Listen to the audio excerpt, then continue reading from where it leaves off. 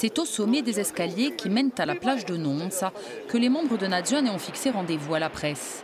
Dans leur viseur, le projet d'extraction de nickel dans le Cap Corse. Concernant le projet qui nous intéresse ici, il est porté par la société Orania, immatriculée aux Bermudes, et d'après les renseignements que nous avons malgré tout réussi à collecter, la quantité de minerais extraite devrait avoisiner au moins 35 000 tonnes. Ce projet, la compagnie minière canadienne le présente comme un scénario de rêve sur son site internet. Elle affirme que les géologues qu'elle a mandatés en Corse ont découvert dans ces bancs de sable, pointés ici par des flèches blanches, deux métaux riches en nickel, l'awaruite et la magnétite, qu'ils ont facilement prélevés grâce à des aimants. Ils souhaitent donc exploiter deux plages du Cap Corse, celle de Nonza et celle d'Albo, située un peu plus au nord. Pour Nadione, cette extraction de minerais va à l'encontre de leur vision d'un développement économique et durable. C'est aussi un projet qui correspond à un pillage d'une ressource dans un contexte où la Corse et les Corses n'ont aucune possibilité de maîtrise.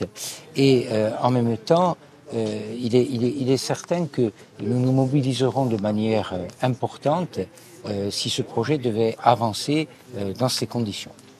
Le parti indépendantiste relève aussi les dangers environnementaux et sanitaires déjà dénoncés par l'association Ulewante qui a lancé l'alerte sur ce projet fin octobre.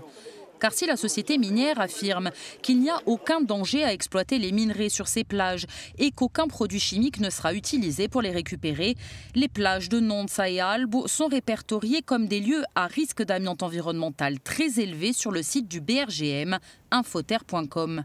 Ces plages ont été formées suite à l'exploitation de la mine d'amiante de Kaanari. À l'époque de sa création, l'exploitant avait affirmé que les stériles, les déchets miniers, ne seraient pas rejetés en mer. Finalement, ce sont plus de 12 millions de tonnes de stériles qui ont été déversées. Guy Méry a beaucoup travaillé sur l'histoire de cette mine et les morts liées à l'amiante, alors même si des études venaient à affirmer que l'extraction du nickel ne présenterait aucun danger sanitaire, il y est complètement opposé. On a enfin admis cette plage, on l'a admis alors que des gens de ma génération en ont souffert parce qu'on a vu disparaître la marine de notre enfance. Bon, maintenant les jeunes générations se sont accommodées de cette plage. Bon, ben, elle est ce qu'elle est. On en fait même comment dirais-je, un instrument un peu touristique, un instrument d'appel, disons. Donc ce serait stupide aujourd'hui de venir avec des machines et bouleverser tout ça. Une position partagée par cet habitant qui, depuis 2 ans, s'est installé sur la plage où il a rénové sa maison de famille à l'ancienne marine. Un projet d'extraction minière à Nonza, pour lui, c'est un non catégorique.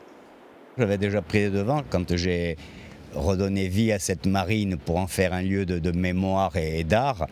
J'ai créé une association qui s'appelle Marina di Nonza pour justement pouvoir rester en justice s'il y avait quelques projets qui n'allaient pas dans le sens de la vie du village et du canton, quoi. Avec son association, il entend bien s'opposer à la société Aurania Ressources et se réjouit que d'autres le rejoignent dans le combat. Ce dossier n'a pas fini de faire parler dans le Cap Corse.